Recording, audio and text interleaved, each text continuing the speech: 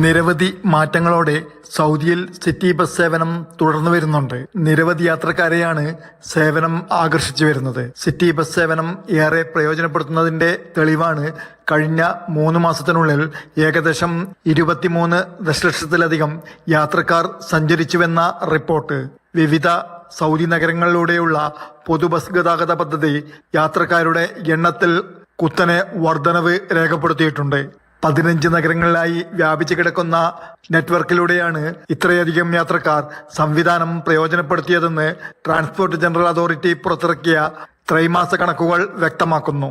2024 4-ാം പാദത്തിലെ കണക്കുമായി താരതമ്യം ചെയ്യുമ്പോൾ ഈ വർഷം 1-ാം പാദത്തിൽ യാത്രക്കാരുടെ എണ്ണം 48% വർദ്ധിച്ചിട്ടുണ്ട്.